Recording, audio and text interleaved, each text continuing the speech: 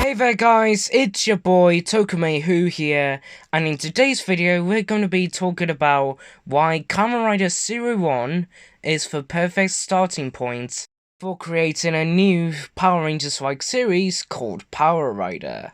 And just like last time, I'm just going to clarify a few things before we get into the actual video, such as this is only fan ideas that I've come up with. This is not true information. I'm not leaking really important stuff. It's just me speculating and giving ideas around on how a Kamen Rider 01 American series would work, if it actually happens, which I seriously doubt. So without further ado, let's get into the actual video.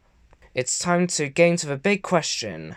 Why do I think Kamen Rider 01 is the perfect series to adapt into a new American Kamen Rider series? I think the biggest aspect for me when it comes to 01 being adapted is the aesthetics and the theming of the general season. Now, the theming for the season is technology and AI, which in today's day and age fits perfectly. You've got humanoid robots, which does basically the normal things that any kind of human would do.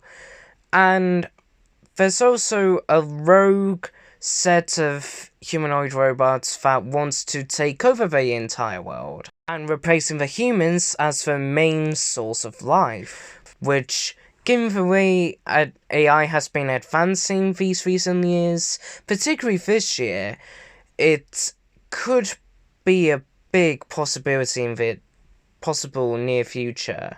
And the aesthetics, while simplistic, they are bold and also eye-catching, which a good series needs to do for their first series. It needs to be eye-catching, it needs to grab the viewer's attention, which I think this series does in spades. Now, in terms of a summary of what the show will be like, I think it will mostly be the same from what 01 was, but probably changing the main character just a little bit, from a failed comedian with his cringy dad jokes to possibly either a high school student or a college student which dreams that the humans and the humanoid robots will get along.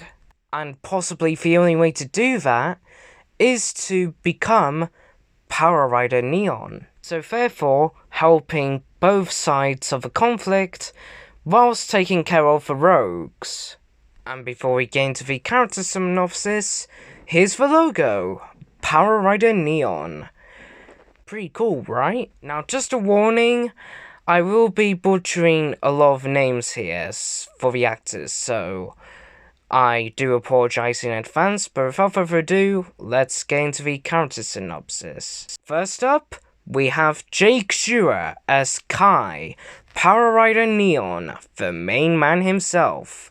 So, he is this high school student that really dreams of the humans and the humanoid robots someday getting along, and possibly learning how to coexist with each other. His grandfather is the inventor of a humanoid robot called Humanoids, but when he sadly died 10 years ago in 2013, he put in his will his grandson hopefully will take over his company and be the president of Nova Intelligence. And his grandfather, just before he passed away, has built his grandson the Neon Driver, which is only built specifically for him, along with the ability keys. Now we've got the secondary rider called Miguel, played by Andrew D. Costanzo. His backstory is a little similar to Fewer from 01, the one being that he really hates humanoids and wants to see their destruction. However, he does have a justified reason on hating them in the first place, which is whenever he was a kid in high school, there was like an invasion of humanoids, which are the rogue humanoids, and that severely traumatized him for the rest of his life. And ever since that point, he made it his life goal to find every humanoid and destroy them. And also, for good measure, send them to the scrap heap. Although, he does have a little secret which even himself doesn't even know. So, what is this secret? Well, if you've seen the actual show, then you'll know. But if you haven't, please go watch it. Now, time for our first female rider for the season. Grace, played by Paris Berilk. Now, in terms of Grace, I do want to change her up a little bit from the character Yaiba from Zero One. In the original show, she was kind of manipulated and all that crap. I won't go into spoiler territory here, so please go see the show. But anyway, in terms of Grace in this show, I want to make her sort of a mentor figure for both Miguel and for Kai. Well, mostly for Kai, since he's the newest one and is the one trying to get used with being a Power Rider. So Grace has been a Power Rider for the longest time. Well, admittedly not that long, but long enough to know how everything works. So Grace is the mentor for Kai, and is also a little helper for Miguel trying to control his anger issues, mainly towards the humanoids. Now we've got our fourth rider of the season, Cory, played by Griffin Santo Pietro. Again, sorry if I butchered the name, but anyway. Initially, he starts off being part of the main villain group, Rogue, and he's the one that mainly gives out the ability keys that can hack into different humanoids to be on their side, along with having his own rider form. But when he gets destroyed at the end of the first arc, there'll be a group, not Rogue, but a different group, rebuilding him to protect the humanoids, and therefore, for the first few episodes of his resurrection, he becomes this sort of anti-hero, not playing both sides of the conflict. But when it comes to the end of the second arc, he'll probably turn into the good side, making his redemption arc fully complete, alongside his new base form, Burning Falcon. And here is our final rider for this season, KR, played by Melody B. Choi. She's basically the character that acts like a secretary to Kai. She's also a humanoid herself, though with Kai, she is able to learn human emotions, as their bond keeps on growing throughout the season. And later on, acting as the conclusion to her arc, she'll become Power Rider Neon Mark II, which is basically Power Rider Neon's final form for Kai, but the base form for KR. And the reason why I called her KR is basically a reference to the name of the franchise in Japan, Kamen Rider. I just thought it would be a nice little Easter egg for the Kamen Rider fans out there. Now, Power Rangers' signature feature is having a Megazord battle at the end of almost every episode. And I personally think that Power Rangers' signature feature should be their motorcycles. I mean, it's already part of the Kamen Rider DNA, so why do we make the motorcycles part of the Power Rider DNA as well? Oh, and for those who are curious about the name of the motorcycle, it's gonna be simply named the Neon Cycle. Now, the big question: will Power Rider be, in some way, shape or form, be connected to Power Rangers? Now, personally for me, I think it could be a possibility that they would, especially since PR hasn't really had any, since I would have to arguably say Mystic Knights of Tyrian Oak, which came out in 1999. At least I think Mystic Knights is supposed to be a spin-off. But anyway, now for the tone. Will it be similar to Masked Rider in terms of tone?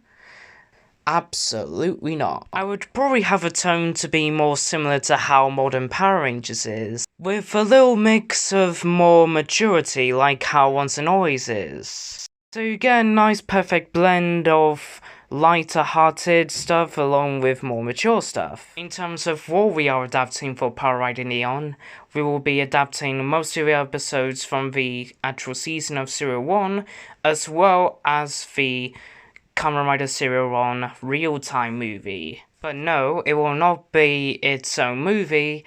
It would be part of a season as like a final act. Now, in terms of adapting this crossover movie with Shio, Kamen Rider Serial 1 versus Kamen Rider Shio, Reiwa the First Generation, no, I won't be adapting that. It's a crossover with another Kamen Rider that we haven't seen.